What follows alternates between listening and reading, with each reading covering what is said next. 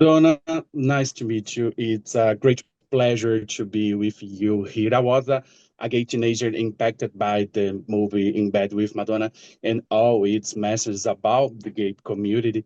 It had a huge influence on me. So I want to thank you for being part of this. It's very important to me. Yes, well, I'm happy to be here with you. Thank you. Just to let you know, I will introduce the topics of our interview in Portuguese to make it easy for our followers to understand, and then we will ask you everything in English. Ok? Great. Literais, sejam todos bem-vindos a mais uma entrevista do Madonna Literal. Hoje a gente tem a honra de receber essa estrela aqui, que vocês já repararam. É muito legal trazer esse trabalho, esse conteúdo para vocês. Os meninos vão dar continuidade a Cláudia e o Sérgio na entrevista, e eu quero que vocês saibam que nessa primeira parte a gente vai falar sobre o início da descoberta artística da Donna, como ela se viu como artista, como ela descobriu seus talentos, e é isso. Meninos, é com vocês. So, Donna, again, it's an honor to have you here. Thank you so much. And my first question is, can you tell us a little about your background? Where do you come from?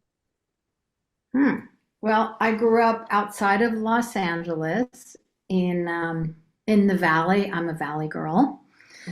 Um, and my dad was in music. He was in the music business. He was a player, session musician, and a producer. And actually, my grandfather played upright bass with Warner Brothers Orchestra. So he played in a lot of films like Casablanca, Gone with the Wind. He raised my father to be a musician. And Cool. whether my dad liked it or not, he was going to be a musician, believe it or not. And they saw this. My dad was like a child prodigy when he was a kid. So they saw that in him. He started playing with big bands as a teenager in LA at some of the big theaters like the Pantages, a lot of theaters that are legendary in Los Angeles. They were, maybe in the 40s were going on with the big bands. So that was my dad in the business.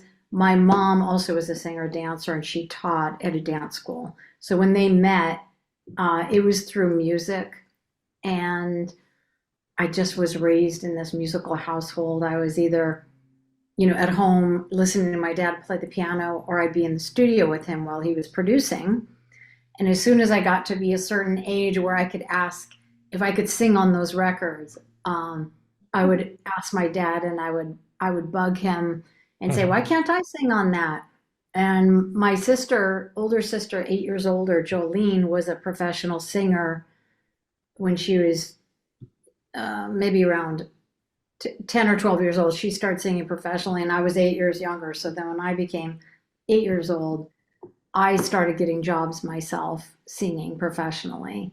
So I sang, my first job was a dog food commercial, and it was just audio. So it was just in the studio, and I was painfully shy. And I was at the mic, and the man who was directing me had to come stand next to me and just for support because there were all these adults on the other side of the glass, and I was so scared. But I got the job because I had a really strong voice, and my voice had a little bit maybe of a huskiness in it, so I could also sound like a boy. And so I got a lot of jobs, and I grew up singing professionally, and I knew that was something I could do and make money. And then as I got Interesting. older, I wanted to be an artist, of course. As soon as I was listening to like Stevie Nicks, uh, Linda Ronstadt, Barbara Streisand, all of these big diva female voices like Pat Benatar. As soon as I heard those and fell in love with their voices, I knew I wanted to do that too. Oh gosh. And how Oh, did you develop your voice? Because it was an innate a gift, right? Mhm. But how did you develop it to maturity? Did you study a lot, or it was just, No, we had to go to this little school where we had to learn as kids. If we wanted to do the jobs, we had to learn sight reading. And they taught us like the recorder, like basic sight reading. So when we were on the jobs, these composers would put this music in front of us. And sometimes one of the jobs was The Exorcist 2, the movie. And the notes, I just remember were going so fast. It was like, and we had to like read this. And we couldn't work unless we learned to read. So I went to that little school for, separate kind of music schooling. But I didn't ever, wasn't until I was about 16 that I started studying voice. Mm-hmm. And then I would like do my voice exercises with my teacher, and I'd walk out of there like floating.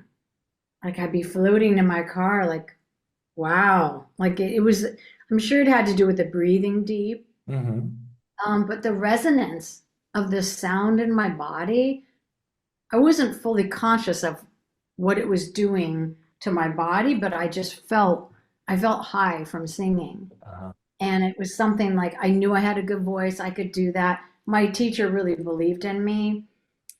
He wanted me to study and be like Celine Dion, that kind of voice. But I was so cool, and I wanted to be in a rock band, and I wanted to be more like Stevie Nicks, Mm-hmm. more vocal stylist than, real legit singer. So I shied away from that. Now I kind of wish I would have done that, but to have that like crazy technique. But I did enough. I had tapes that I would run, and it was always like right before a job or later on going to an audition. I would run those tapes to more of a warm up my voice and to kind of maintain my voice. Mm-hmm. I wasn't trying ever to be like this big soprano opera singer, or I wasn't trying to do Broadway or anything. I was really interested in being an artist. And how did you get into showbiz? Because you started young, and then how did you get into this showbiz life? So I was remembering last night, as a kid, I had an agent, and they would send me out on jobs and things. But when I was, I would do some jobs. Like I did a commercial with John Stamos, I remember. It was like a department store commercial. And then I would go to Nashville because my mom died when I was 16 of breast cancer. And I had to go live with my dad. My dad was moving to Nashville to produce records and be a string arranger. So I had to go there. So I remember like my agent calling me, we have a job, we have an audition, but then I'd be in Nashville. So I was always going back from Nashville to LA and trying to kind of stay in the business and try to get jobs. But I was also working in Nashville. And then my dad started producing me as a country singer. Country. And I was like, Country. And I loved country music, but the problem was, it's like I was so into new wave, and I loved the Human League, and I was into dance music because I grew up dancing. So that's a whole nother part of me, I love to dance and move. So as soon as I knew about dance music and that possibly like, don't you want me, baby? That kind of music, those records I was listening to at that time, then I was like, I want to be like that. But my dad was producing me country, and I was trying to, be successful in Nashville because that's where my family was. But I had to go back to LA when I was 17. And I didn't really have anywhere to live. I mean, those were my years, like 17 to 19, when I was like really struggling. And I just would sleep on someone's couch. I literally used to go into recording studios and sleep on the couch, in front of the control rooms of the studios, and wait for the producers to come out to talk to me, so I could talk to them and say, can I go in and sing? And then I'd get jobs answering phones at recording studios. And I literally just had to work my way up from the bottom. And a lot of people would say, oh, your dad was a producer, you had like an in and everything. It's like, no, because my dad was well known in like the 60s, in early 70s, and now we're into the 80s, and he was in a different genre. It was more like country pop. So I had to start from nothing and taking acting classes, singing classes, trying to go to music school. I didn't go to college because I didn't really know I could go to college and study music. Mm-hmm. I thought, also, I just knew like I got to get in this. Like, yeah, it's such a youth-oriented business that I felt the pressure to get into it young because Uh-huh. I knew, okay, it could take me 5, 10 years to make it. And, I got to right away start getting back to LA and going and knocking on doors and everything. And I had little demo tapes, cassette tapes, believe it or not, that I took Fabulous. around. And I used to go to like publishing houses, like people who represent songwriters, and I'd get them to for free, duplicate my tapes. So there'd be like 30 tapes. And I just had, I started making friends in the business that were trying to help me. Okay. And, and that's what happens. And then I became like a demo singer. So Mm-hmm. people would pay me like $50 to sing their song. Okay. And then word got out that I was like the female pop demo singer. So anyone who was trying to get their song to, like Sheena Easton or the Bangles or anyone at that time would have me do the demo for it. That's And interesting, inspiring. Oh, nice. Yeah. Yeah. Yeah. yeah, so I was like, $50 here, $50 there. It all added up to something. Mhm. So I eventually got to like stop my 3 waitressing jobs and I could just do music, and I was rushing around all over the place just singing demos. And then once in a while I'd get a job like a commercial or singing on a record, which was Mm-hmm. really nice. Cool. Yeah. Yeah. All right. Chico, Né? please. Vamos falar agora sobre os projetos atuais da carreira da Donna. Na verdade, os últimos projetos. There is a new music now. Tem uma nova música dela rolando nesse momento. E a gente quer falar sobre isso. Qual? Yeah. Our question is, what are you working on now? Okay, so now I've been working, I've been doing tracks with Niki Haris and Tracy Young. So we've been releasing some dance tracks. And so that's a project that I think is just going to continue to evolve and we're going to keep releasing material and working together and hopefully get into a room and write together soon. And then I've got my own music, which I do a lot of music for yoga and kind of, I don't know what you guys call it there, but it's like for meditation, yoga, Mm-hmm. conscious Yeah. living. I've Can kind we of call it created new wave or not? new age. New age, yes, not new wave. Yeah, new age. Yeah, so that's like in the Grammy categories, it's new age ambient chant. So it's like this whole category of a lot of people are making music like that now. That it's more like maybe relaxing and help you center, and it's like really good for your quality of life. Yeah, yes. I always wanted to be a rocker and sing, with my voice like And how- really strong, but people used to tell me I had this beautiful voice and that I should use it that way. Yeah. So I am now. So that's the way you got into this kind of music, because you like dance, pop music, and then you started into this meditation. I Yeah. think on Friday there was a new release. It's a song, a new song, right?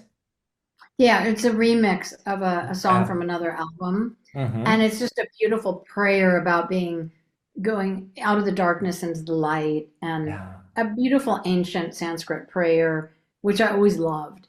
And Too. those words are like sound vibration formulas, let's say. So I always would hear those words and I was drawn to them before I knew what they meant. And then I started singing them and they feel really good to sing. Yeah. So then I started composing songs with English and those Sanskrit words, which, a lot of like scholars like Joseph Campbell have talked about the great spiritual language of the world.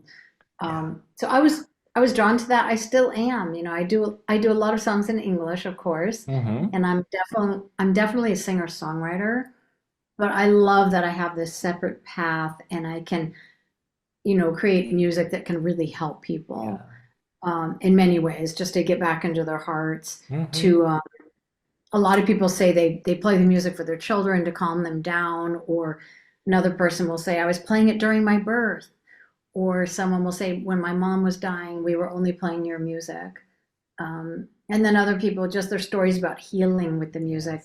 That's what's so important to me. Yeah. And I actually made an album called Sing to the Light, which is my last full album that came out last year. That was from my own healing journey.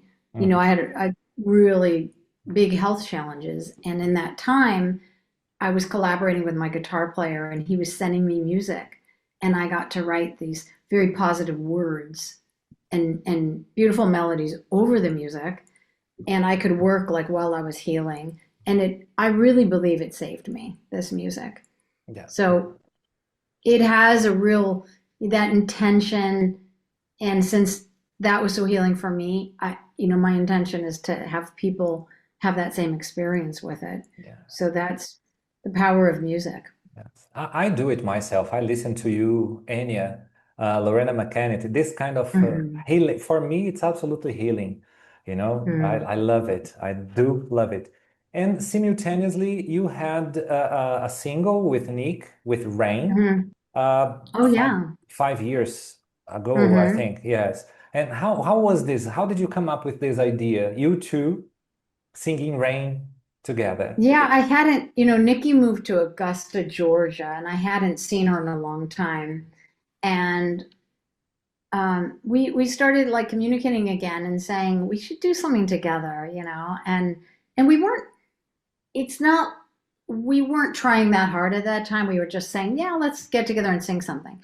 So then I recorded a song called Kinder on my album called The Unchanging. So I sent her the track of me just singing a cappella, and she put a harmony on it and sent it back to me. Then I put another singer, a beautiful singer, Tina Malia, on the track as well, on the high part. And Niki was on the low part under me. And it was just so beautiful. And people loved it, and it did so well. And that was like our first time singing together again after all those years. So then when we started saying, let's do a song together, we just both had incredible memories of being on stage during the Girlie Show, sitting on those stools with those black robes, singing Rain together, And it's like we have peak moments of our lives that we'll never forget. And out of all those tours I did, performances and everything, I have those peak memories of those moments that were so simple.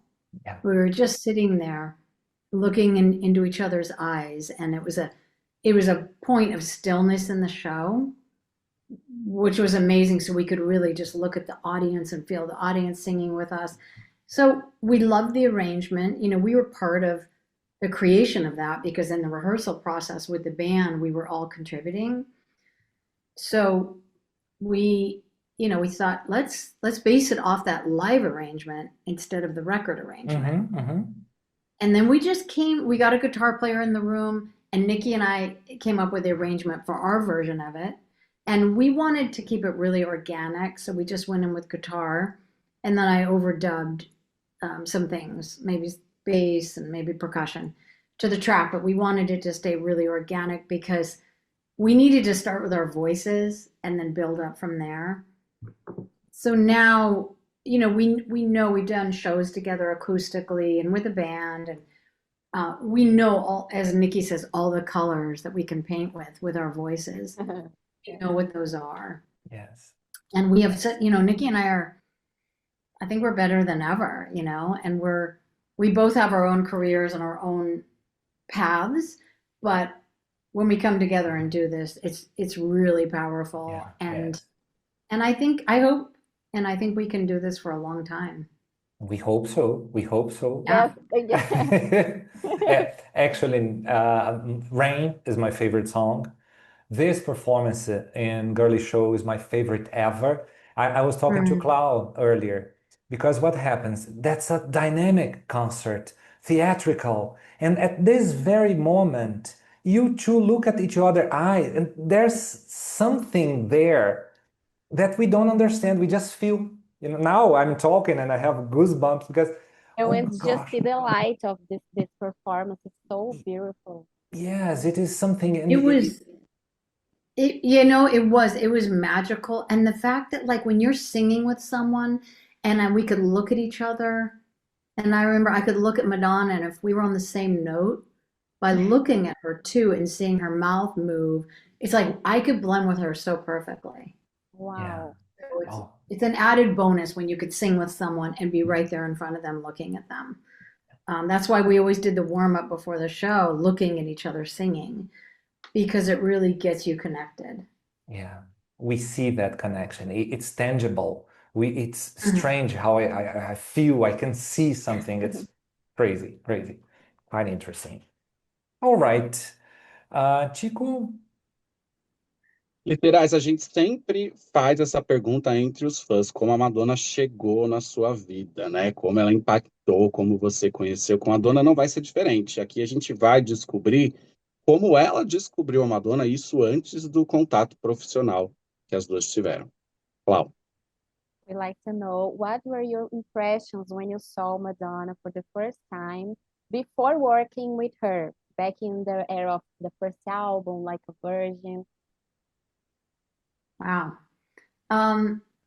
So I went to, I'm sure you guys know a lot of my story, but I knew the producer. I'd been working with Patrick Leonard. And I thought, because he mentioned, there's a spot open. Would you be interested in doing it on this tour? I knew all about the tour because I'd been bugging him for months. When I went in to work with him in the studio, I'd say, I'd be perfect for that tour and everything. And our voices would sound great together. So I thought he was going to call me back and say, come meet Madonna at the studio. But instead, he called me back and said, they decided to have a big audition and they want to do like an open call audition, which means like anyone can come. But it was a lot of singers in LA that came to the audition. So we were at a rehearsal hall where the band was set up on the ground floor. And then we were all to go to the loft, which looked over the stage. So all these singers were up there, and I'm like, oh my gosh, I've got to get this job. It's perfect for me. And I'd done so many auditions in LA that I didn't get. And I was like, I'm getting this one. So I was just up there waiting, hoping that I'd get a chance to just sing with Madonna, because I knew if I could sing with her by myself, I could get the job. So I heard her voice and I looked over like the banister, I looked down and I saw this like little person with a suit on, like shorter hair and glasses. And it definitely was a cute look. I remember she looked really cute. But then I didn't know it was her, but I heard her voice and I was like, okay, that's Madonna. So at that point, like the rehearsal started going and I was just impressed right away by the power that she had and the control. And she was leading the whole thing. She got the band to start playing, and then we came down in groups and sang with her. And then Pat Leonard stopped us and asked me to sing the bridge to La Isla Bonita just with Madonna. Wow. And I think that's what really got me the job because I guess her back was like to me at a certain point, and I was singing. And it was sounding great. I remember I was like, yes, I was so happy. I just had that opportunity. And she turned around like, why aren't you singing? And then Pat said, she was singing. You guys sound perfect together. Like, and I guess Pat had been telling her you guys would blend perfectly. So then she looked at me and said, well, will you sing on all my records? oh, And I was like, sure. And then I those, still didn't know if I had the job. It took a while to get it, but my first impression was just to be around, a female in the business. I mean, I'd already been so impressed by her music and her artistry, but to see how in control she was, and right away it influenced me to see that. I see, I see. You were talking about the auditions for Who's That Girl tour. Yes, Yes. 1987. And so was Niki. She was also hired for this. And Later she came in. Yeah, not in the beginning. later. No, they were they were just replacing someone with me. So Okay. And at the beginning. Okay, Yeah. all right. And did your connection with Niki started at this point, or it happened later in the Blonde Ambition tour? No, right away. When Niki came in, it was like a week before we went on tour. And then I couldn't believe the one singer. I mean, what an opportunity of a lifetime to go on this tour.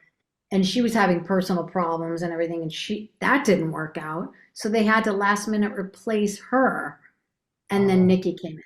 Same thing. It was a big audition. Niki came in. Niki has her own story about this. You'll have to ask her because it's a great story. She came in from Vegas where she was working, and right away, her energy was so great. I was a dancer as well, so I could tell right away she could dance. She had enough dance background like me that we could do a lot. And oh, I knew that. So I was super excited about her and just her energy and the way she was with Madonna. It was very like girlfriend, very personable. And I knew it was going to work great. And then as we went on tour, we became buddies, and on our days off, we would hang out as well, and we just became really good friends. love at first sight. Yeah. Yeah, yes. All right. You told us how you met Madonna, your first impressions when you met Madonna. But you were a witness of a prima donna era. How was it in the first album, in Like a Virgin, where you didn't work with her? How was the impact of Madonna in music at that time? And how was your impression before meeting her? Ah, this girl has such a nice future. I believe her, or no, I don't believe. How was that? Yeah, it's funny. I have a couple memories. One was that when I was really struggling, I was living in this house, sleeping on the floor with all these girls. And one day, one of the girls came in. It must have been right when Madonna's first album came out. The girl came in and she said, "Oh my gosh, I was just listening to this album and it sounds just like you." She's like, "You sound so much like the singer Madonna." And I hadn't heard of her yet. And I was like, "Oh, really? Great." And I was in a band at the time, and at that time I wanted to be in a band. I Hmm. wanted to be like Stevie Nicks and Fleetwood Mac. I wasn't trying to be a solo artist. So I was in this kind of new wave alternative band. And then later on, when she did the Virgin tour, I remember my bandmate went to that tour, went to the show, and came back and said, "Oh my gosh, you've got to see her perform. She's the most amazing performer." And I remember him saying, like, she dances, and I know you love dancing, so you'll really appreciate that. And of course, I loved her music. I wasn't like a fan of hers, but I appreciated the music. And then I remember being at the gym one time and when Borderline came on, and I was kind of alone in the gym, and I started singing along with the song. It was like, I think the first time I was singing along with one of her records, and I realized how much our voices like sounded great together. So it's interesting that I ended up working with her. Yes, that's quite interesting to be the witness Mm, of this era. All right. yeah. Chico, please. Agora a gente vai falar sobre uma fase muito rica, muito criativa, e uma das preferidas da carreira da Madonna entre os fãs, que é a fase do álbum Like a Prayer, a era da Blonde Ambition Tour, que também foi o período onde houve a descoberta do HIV, um assunto que foi muito latente para a comunidade gay, retratado no filme Na Cama com Madonna. E no final dessa era, houve o lançamento de Just a Dream, single da Donna em 1992. Vamos falar sobre esse período agora. Donna, in Mhm. Like a Prayer album, I think I'm in doubt, even being a great fan, I'm in doubt which is most controversial, Like a Prayer or Erotica. Like a Prayer was pretty controversial because of the religion, the Blonde Ambition tour that just followed the album, the Pope, AIDS, everything. How was Mm. this impact for AIDS in that time? It was something new. It was considered a gay disease, a specific gay. How did you see that at that time? Wow. I was, I'd already been working with her for a long time, and I knew what she was about. And she expressed that in that movie, that she's not just about being a singer. You Mhm. know, she's about um, holding up a mirror to people so they can see themselves and they can see all these different aspects of themselves that they're may have shame about, like their sexuality or fear, things like that. She's just being herself out and open.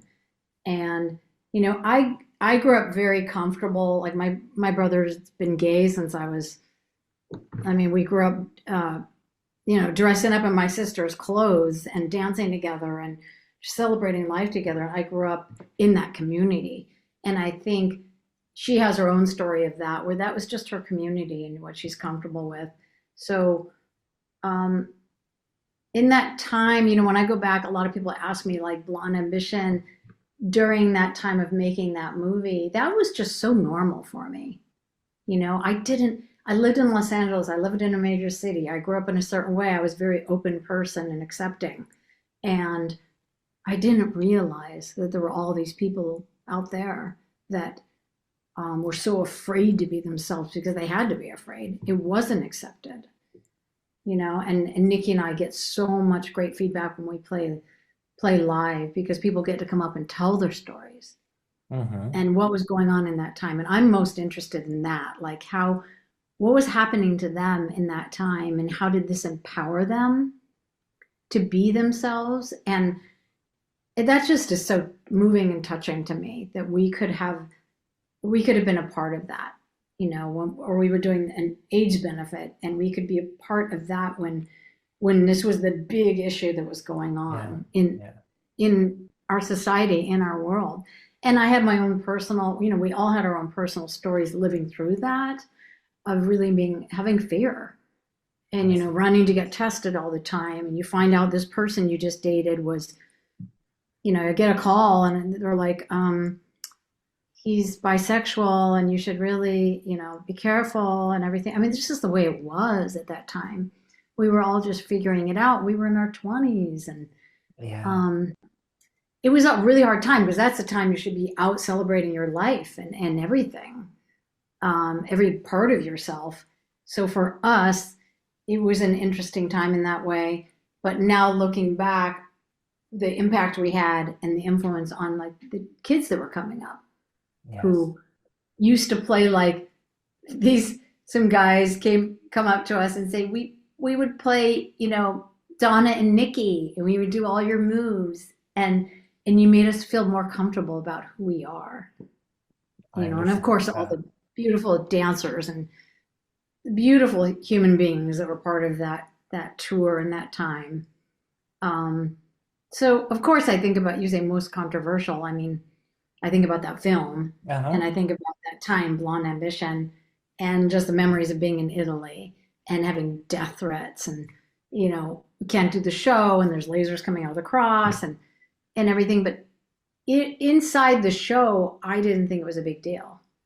You see that, like, in the movie, it's like we were like, this is entertainment. This is a show, and this is and I knew Madonna. I knew she had that religious background, but I knew what her pure intentions were. I really respected that. So fully respect. It's like we believed in what she wanted to do, and we were there to stand by her side. I understand. Yes. Yeah, it was such a visionary act to have information about AIDS on the booklet. Yes, that is, because especially for what you're saying now, because at that time, now thinking, at that time, it was not an issue. It was happening. Now we understand the impact. Years ago, we understand that it was a great thing. And now, when you've just said that, I say, well, now I think it's more visionary than it really was, because nobody was thinking much about it. And she decided to state something about AIDS on her album. She lost a contract with the Pepsi, and so it was big. But now we can see it was big. At the time, probably it was something normal.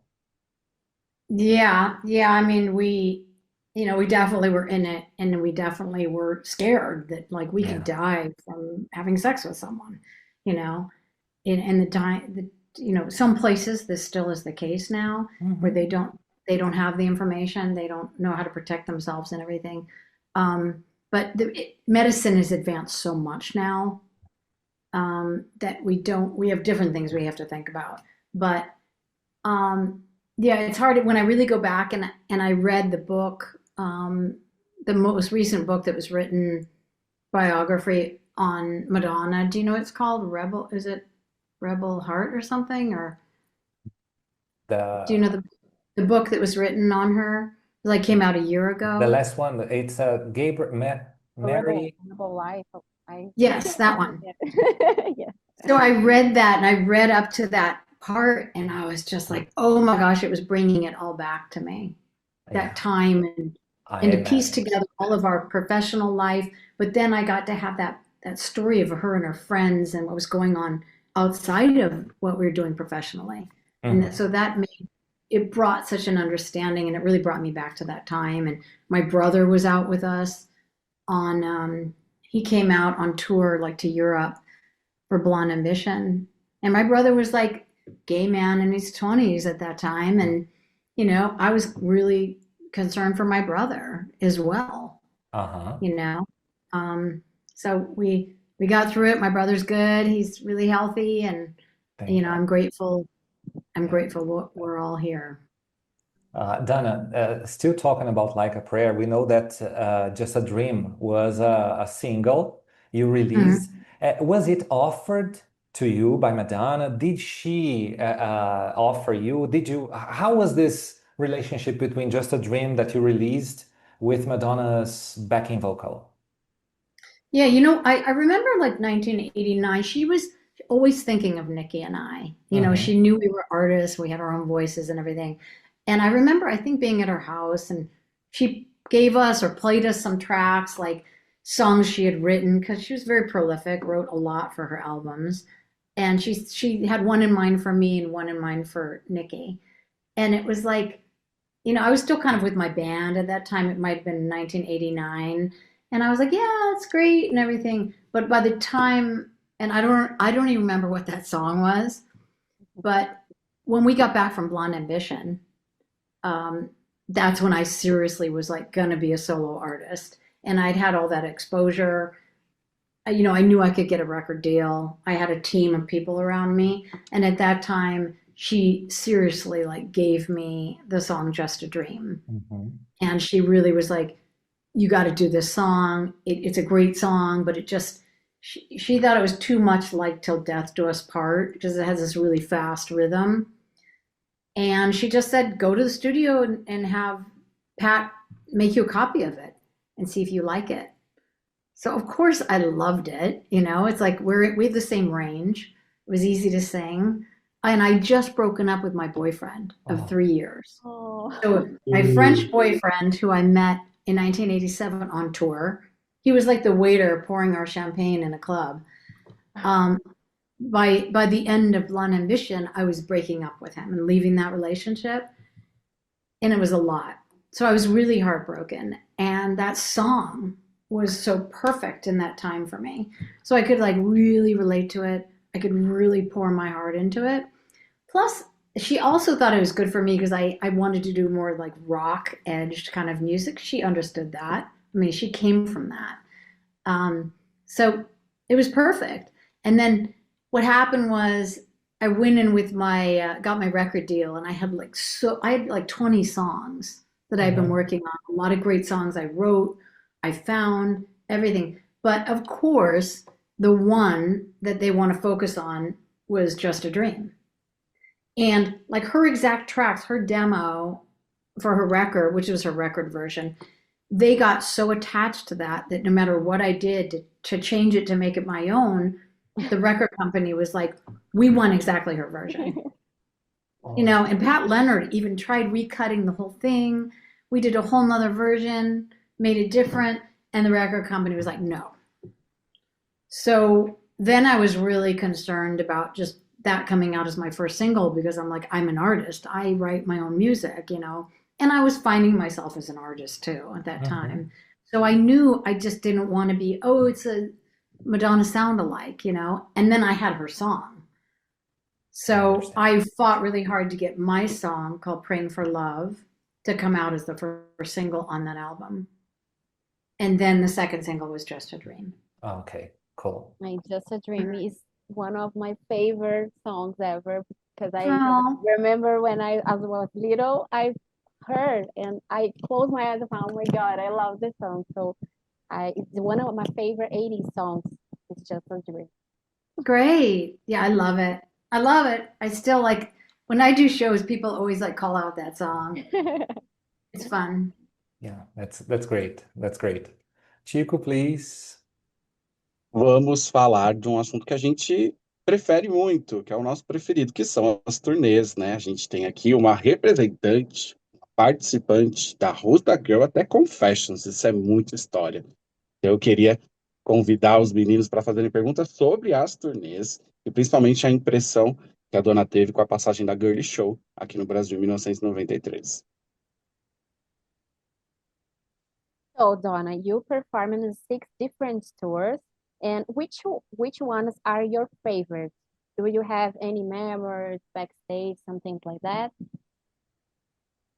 So I'd say Blonde Ambition and Girly Show. Mm. Part of that is because my involvement in the shows was so great. You know, we were constantly working. We were working so hard, so we had so much energy, and we trained really well for those tours. You know, we worked out. We were just like at our prime physically. The working with Vincent Patterson and all the choreographers were incredible. It was very theatrical, and they had it was just so exciting to like sit there when they were coming up with concepts for those numbers and be part of it, you know, like thinking about the concept for the Vogue performance at the MTV Awards. And we were all there around the table talking about it and then having it happen. Just that time was so magical. Also, we were so young, and just bouncing all over the world. And, you know, we would finish the concert, go to our rooms. We'd say, let's meet in half an hour downstairs and go out. So it was just nonstop, constantly going. I see. Super fun. I imagine living this time. I can't imagine actually, no? And what were your impressions about the Girlie Show in Brazil? The crowd, the Oh my Brazilian. gosh. Oh my gosh, I remember our hotel. I mean, it was insane, like people climbing up the building. And Crazy I was like, Brazilians. who does that? Like, who does that? You know, Brazilians they're like do that, risking Donna. their lives to come up the building. And as those tours went on, people started getting to know us too. So it was hard. Like, you couldn't just go out walking by yourself anymore, you know? And I love that. I love to just be a person on the street, just experiencing the local culture, you know? And it was just so crazy. The crowds, and I mean, it was just unbelievable. Yeah, yes. I remember Madonna had an impersonator in Brazil, and I think she tried to visit the beaches in Rio. She tried to visit some places, but it was quite impossible because it was a great impact, you know? So Yeah. yeah. So in Brazil, it was such an impact. And you also participated of the biggest concerts ever. It was Who's That Girl tour in Paris with Oh yeah. 130,000 people. And, Parc du Sceaux. Yeah. in Rio, yes. And in Rio, in Maracanã, it was 120,000 people.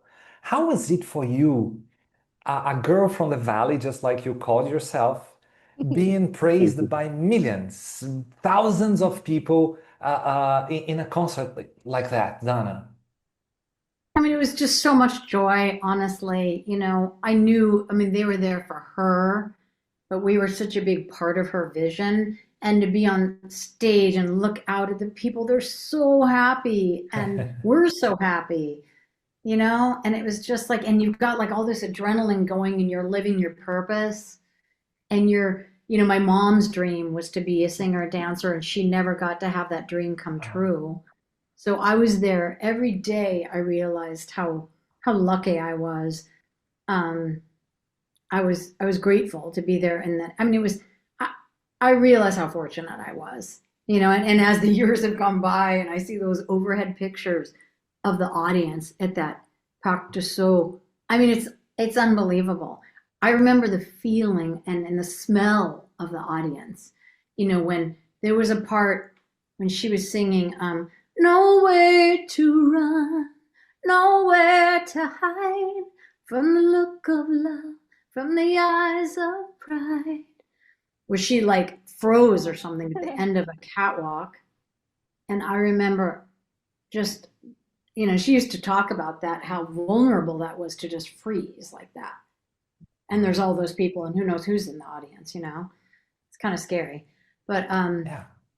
the when she froze like that, and it was just those frozen moments that I got to look out at the audience, and then there were no iPhones. So it was like the lighters Oh, up. yeah. And we just saw this ocean of lighters and these waves of people, and at the end was like a castle. Wow. I mean, the whole thing. Yeah, that's another peak moment that I remember. And just being so dynamic and theatrical, and it was just ultimate joy and happiness. And a lot of people, I mean, that's what's fun about going out and doing the shows with Niki. Like we were all there together. I We were see. all there together in that celebration, and we get to just come together and, you know, be like, yeah, those are great times, you know. I see. And how was it now recently when you went to New York to see Madonna in celebration tour with Niki? How was the feeling to leave that as an audience now? Well, I had seen her in different shows, a couple different shows, but not with Niki, Uh-huh. you know. And you know, Niki, it's so funny. I think Niki thought maybe we were going to get called up because we were like right there in front of the stage, but I knew Madonna too well that there's no way she's going to not have any, she would have prepared us to get up. Like she wouldn't Hmm. have just pulled that on us last minute. It would have been, we would have known, we would have been prepared, you know, and I knew it. And so it was just interesting.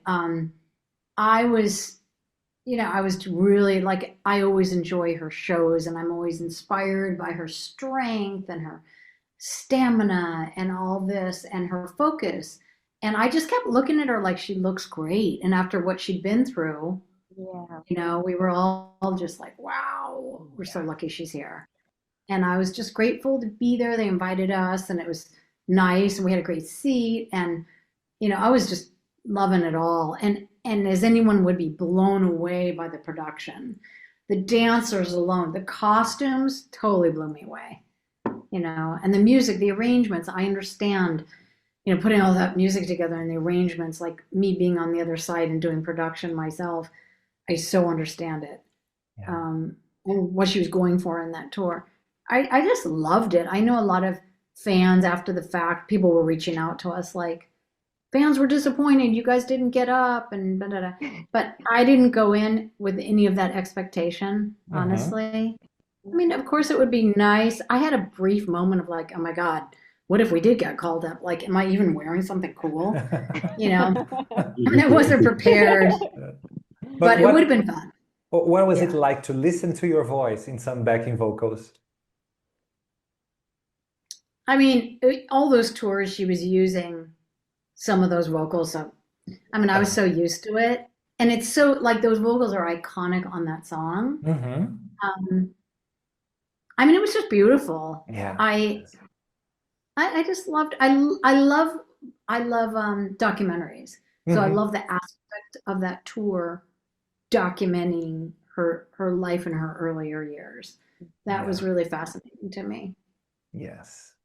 Cool. When we saw Don and Nick at celebration freaking out. Oh my God. It was amazing. Yeah. Yeah, yeah. All right. It may have been a one-time deal, so I'm glad we were there. Yeah. Yeah, Yeah. we were glad. Hmm. Chico, please. Olha, um assunto que sempre foi muito interessante para a gente foi acompanhar a relação da Madonna com a Donna e a Nick fora do palco, o relacionamento delas, a amizade, a proximidade, e é sobre isso que a gente vai falar agora.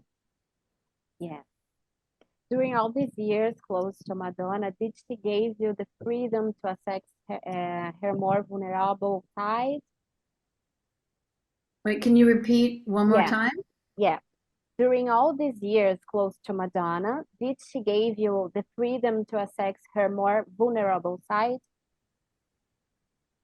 You mean to see the more vulnerable Yeah, side? this connection of the stage, of the music, the vulnerable side, the close side with Madonna. How was Yeah, I mean, that? yeah, absolutely. Like I couldn't, you can't imagine what it is for somebody's life, like all that work and that pressure and then balancing family with it and everything. So I got to, see how she balanced everything and she did a great job. And she also, when I had a child, I between tours, I got pregnant. And she was very supportive of that because I was pretty much single, having a baby on my own initially. And she was just like, you can do it, you got this. And then a year later, another tour came up. And she hired me on that tour, like I had a one-year old child. And then from then on, she really was like understanding, and she would let me know how she understood how hard it was to like be out on one of those tours and to have your kid and to always be thinking about your kid and balancing that. I felt it was really nice to work for someone who understood that, and she let me know that. And just being there to see, all aspects Mhm. of her life. It was really sweet over the years, really nice. In the end of the day, you become friends, right? You have a friendship relationship, huh? I think so. I mean, I feel like, she's closer to people when she's working with them. And then a lot of people, when you're not working together anymore, there's new people in your life. And that's very natural. I feel like we were friends for sure, but it was always more rooted and it was a professional relationship. The opportunity of being together brought you together as friends. But after Yeah, yeah, not, I understand. I understand. yeah. And Donna, I have two similar questions here. The first one is, what is the greatest lesson you learned from Madonna? Oh, let me just think about this for a second. I mean, right away, it comes to me If you think it's to easy, not have any what is the to one not have any lesson? shame, to not have shame Oh, um, about anything, to be around this person who had no shame, and of course you have fears like we all do, but to be willing to just stand out there and be yourself and speak out for what you stand for, to not be afraid, it was so powerful, and I learned that. I also learned by seeing her in her life, there's things about that I wanted, and there were things that I didn't want that weren't right for me. mhm. So I got to learn to really look in myself. Like at first, when I first started working with her, of course, it was like my big sister. I want to wear the clothes she wears and I want to go to the same place. And it's it mirrored my relationship with my big sister. I see. As time went on, I realized that like I was different and I got to know myself more. I got to know myself as an artist. And I got to know that like what could that it satisfied me by just making music and being expressive and being an artist. I didn't have to have like massive success. I didn't have to sell millions of records to be happy. Mhm. Where early on I had those big dreams and everything, and I got a really good taste of it. And I loved those times. And now I'm just so grateful to keep making music. And, whoever finds the music and it helps them and they enjoy it, it's a huge blessing, Yes. and I'm just happy that I have the inspiration to keep doing it. And that's what fulfills me the most. Mhm. And just being alive and having my family and everything and having you guys and beautiful community to connect with, which we'll always have this connection, because of our history and passions and everything. And I appreciate her more than ever, and her path, and just I feel like there are just certain people that we can look to for inspiration.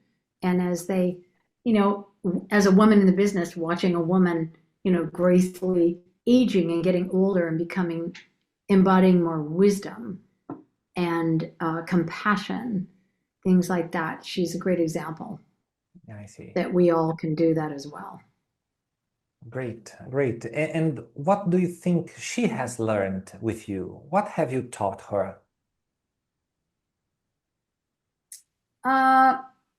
She used to talk about, loyalty and I think just someone who would be by, I would hope that someone who like was sticking by her side. We always used to say there was a slippery stage and we'd all say to each other, I got your back, I got your back. So to have that time where you knew somebody was really there for you. Okay, great, great. Yeah. And how is your relationship nowadays? Do you still talk? How is it? No, I'm not in touch with her personally. There was a long time when there was a lot of email and everything as well after the tours or in between tours. I communicate when I need to with her management. I Yeah, see. that's it. And I totally understand it because it's, life is so full and there's so many people that come and go and once again, I'm so grateful to have been part of Exactly. that Yes. that time. Yeah. I see. I see. Chances for a new collab, chances for Oh, who working knows? with you. Anything is possible. I know people would love it. It's so sweet. It always comes up when we do interviews. And Yeah. Niki and I would totally be open. Of course, Mhm. I had this idea that I would love to, you know, do something with her, with Niki, where we're really part of a cause, where it's like we're giving our time and we're going to support a cause together, where nobody's like getting paid. We're just going there out of the goodness of our hearts. And I think that would be a great opportunity if that ever came up. Yeah, we'll see. But Yeah. I'll We always hope. admire and respect her, of course. Sure, sure. Yes. All right. Thank you. Chico? Literais, a gente tem agora para finalizar algumas perguntas que são dos nossos membros, dos nossos administradores. Donna, we have some team members questions here. Madonna Literal members. The first question is mine. What do you know about Brazilian music? Wow. Do you like something? I feel like, I've worked with a lot of different, percussionists and people over the years where I know about the influence. But when I was in Brazil last, I was playing in a big park. I did a big show. And it was one night where I was really jet lagged and I didn't go out. And I wish I did because they were going to hear like Brazilian music in a small venue. And my band got to go, but I didn't go. So I have yet to like really immerse myself in and in being there and immerse myself in the music. But I'm familiar with the drumming and there's certain artists that have come from there or been influenced by Brazilian music that I appreciate. Great, great. Ok. Clau, quem pergunta? The first question is Gabriel. The Truth or Dare was an iconic documentary remembered by everyone. A lot of material was edited or out because of the film's runtime. So, do you remember anything that was filmed but didn't make into the final cut? Well, I do remember like we did so many personal interviews. So they'd be like, we'd get a call or we'd get a notice saying, be in room 203 at 9 o'clock tomorrow morning, wear your pajamas. So we'd like go into the room, they'd have like a bed that was kind of like all made. We'll get in the bed, and then we'd have to be laying there in this bed, and we'd get interviewed. So they were really like diving deep into our past, asking us about our childhoods. And for me, I came from like my parents divorced when I was young, and so I was telling my story. But then after the fact, I was kind of felt bad that I didn't want to hurt my father by talking about that, and it was so personal. So a lot of those personal interviews, like Niki, same thing, with us, didn't make it in. And I was at the when we were at the preview of the movie, I was happy that it didn't. I was happy to not have all that stuff told because it was my story and it was personal. It was one of those things I didn't feel 100% great about saying all of that, but I just kind of got caught up in the moment and was just talking about my childhood and everything. So I think a lot more personal things on us, and some of it ended up in the movie. So on Mhm. some people, which you saw. Sérgio? Nice. We have a question by Livian, and she asks you, how do you see ageism in this music industry?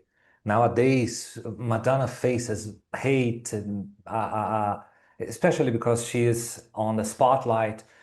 People are always commenting on her appearance, about getting old, and she has been listening to that, receiving that since erotica era.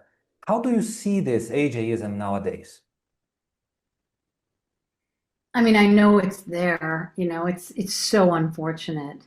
Um, and I just finished reading Cher's autobiography. She's older than Madonna. Mhm. She's like, what is Cher, like 78 or 80 or something? Um, I just like, I'm appreciating all these singers and people that have been around so long and they have so much wisdom and they're still so beautiful and they're taking care of themselves and they're healthy. So I'm seeing it in a whole different place. And I think also because of the genre of music that I do, I don't have to deal with that.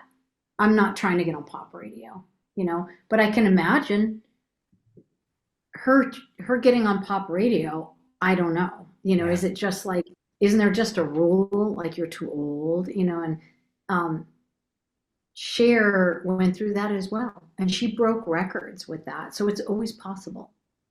It's always possible, Yeah.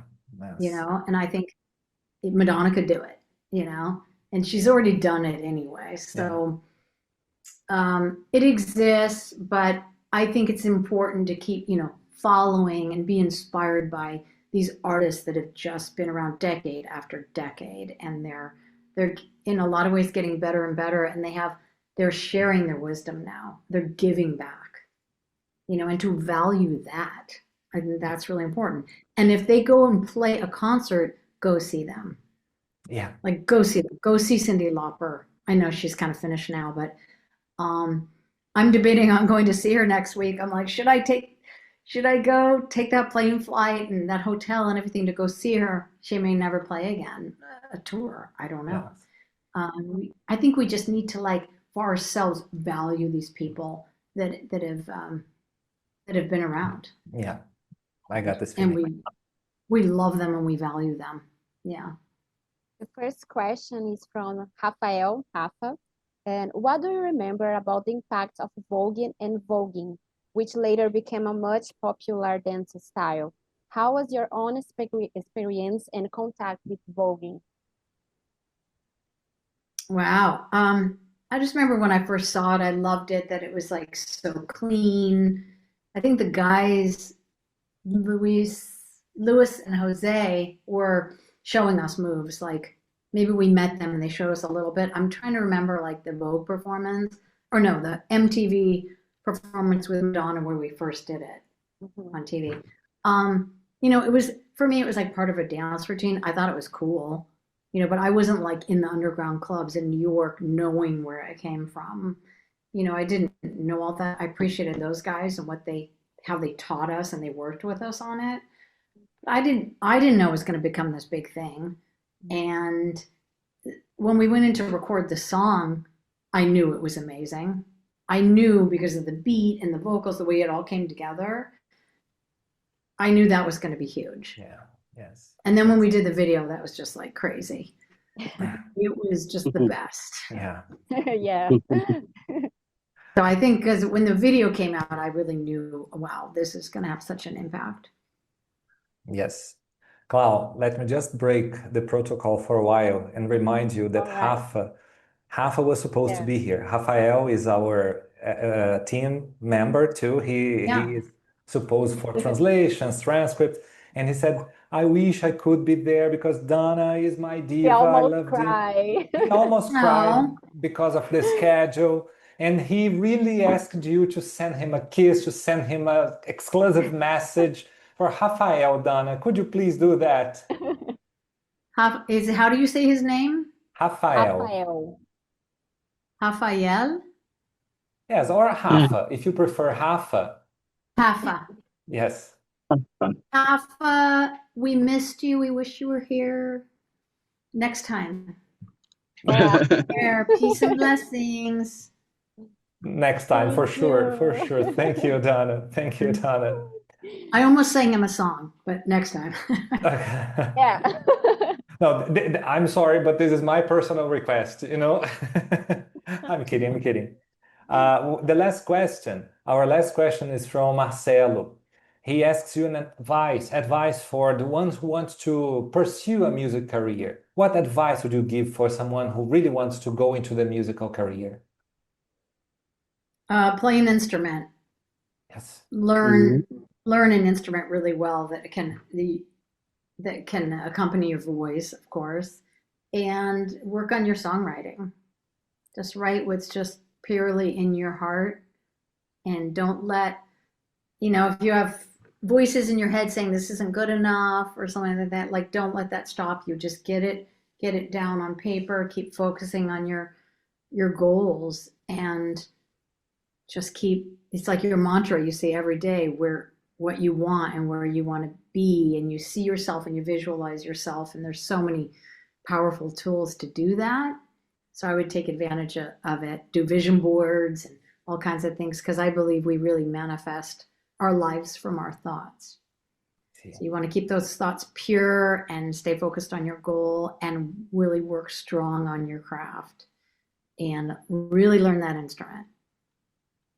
I see, I see. And the last question by Rodrigo, right? Yeah. All You right. can read. Yeah, Rodrigo is asking you, Donna, about the new way music is consumed nowadays. He asks you if there is still space for real music besides all the theatrical act, all the video clips. Do you think music itself still sells? I think it does, and I think, maybe on a different scale, because of, there has to be a certain amount of marketing and everything to get music out to the masses. Mm-hmm. But music is there if you look for it. I feel like it is there, and artists are getting more tools and more empowered to learn how to get their music out there. And you can search and, get really specific with the genre that you love and spend time finding music. And I always say to people, like, share songs, like if a song moves you, send it to your friends, because that's a way to you guys can help us by send a song. If you love one of my songs and it makes you feel a certain way, send it to a bunch of friends and say, chill out to this, or listen to this before you go to bed. It'll put you in a really good place. And I do that with my friends. If I know they're going through something or they're looking for something, I'll send them music that I just discovered that I love. Yes, music is still an experience. It's not only a TikTok trend. It's not video clip, or it's still music. It has always been, and it will always be. It's a meaningful part of our lives, and it takes us through our lives. And there's like songs that are from your life, and then there's albums, and so I hope people still will find an album and love the whole album and play it, and then years to come, you'll go back and listen to that album. You'll remember this time in your life. That's really powerful. Yes, that is. All right, Chico. Literais, esse foi o nosso papo com Donna De Lory. Olha que honra e olha que material incrível que a gente está trazendo para vocês. Espero que vocês curtam muito. Donna, thank you so much to be here with us. E Literais, aproveitem, compartilhem bastante esse material para que novas entrevistas, novos bate-papos apareçam, para a gente deixar cada vez mais rico o nosso estudo sobre Madonna. All right, Should I leave you with a song? Just a second. I just would like you to leave us with a message for our Brazilian fans. All right. Mhm. For sure, after that, we would like to listen to you, no doubt. No. But what message would you like to share with your Brazilian fans, with our followers? We would like to hear from you. Yeah. If you have any words, anything you'd like to say, this is your moment, Donna. This is our moment, Donna, but now it's your moment, please. Well, I just want to say I'm so happy to be here with you, and I have Thank so you. many beautiful memories of being in Brazil. And I know that I always had a lot of support there for my music, and also Niki and Donna, of course. When we put out our song Rain, you guys put it to the top of the charts, and I really acknowledge that, and I appreciate you. And let's do it again. Let's Yeah. get together again. I look forward to seeing you again. Cool, Thank you cool. so much. I have no idea how much I'm happy to have you here. Thank Hmm. you. Would you like to say a few words about your remix with Tracy Young and Niki? And please invite Niki to have an interview with us. I've been in touch with Oh, her. I will. I'll tell her. I've been talking to her on Yes, Instagram. Nikki has a lot to say, and she's amazing. She's incredible, and you have to talk to her. Yeah, of course. And I'll tell her about you. What was the other thing? About the remix with Tracy Young and Niki. Would you like to say something about it? Well, our last remix that came out a couple weeks ago is called "I Know You, I Love You," and that's a song that Nikki and I had recorded a few years ago. But Tracy Young heard us doing it when we were doing an event together, and she loved this song, and she said, "I want to do a remix of that." So she did a great remix. She had some of her other remixers do different remixes on the single, so that's out now. And we're going to continue to work together. We also have a great remix of a song called Last Night a DJ Saved My Life, which is like talking about throwback to the 80s.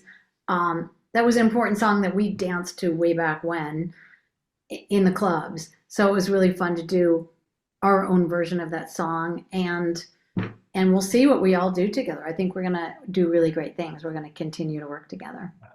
We hope so. Thank you. Thank you, Of Donna. course. You mean the world to us. You don't know how much, Oh, you don't know Yes. how important it was for us. Now I think I can. We're so nervous because, oh let my God. me sing a song for you, okay? Yes, please. I keep your photograph by my bed to remind me that I was part of your life. Oh I my say God. my prayers to the Sandman that he'll find me fast asleep, but sleep has always been kind. And in my dreams, you'll always be mine. But in the morning when I wake, I remember that my heart does ache. Was it just a dream? Did I feel your devotion? Dreams are never what they seem. Did we just go through the motions? Thank you so Thank much. you. That was for you. I'm Thank so you. emotional. Thank you. Thank you. And No, I have so many versions of the song, so. It was just literally a dream. dream. Dream come true. Oh, No words, just tears to explain. And we would like to thank you so much, so much, so much. mhm. No words. Thank you. Thank you. Thank you for asking. Thank you for listening. And thank you for all of your love and joy that you're sharing and putting out to the world. Thanks for Really your Thank time. you. Yeah. See you, All right. Donna. Bye bye. Take Goodbye. care. Thank Thank you. you. You're welcome.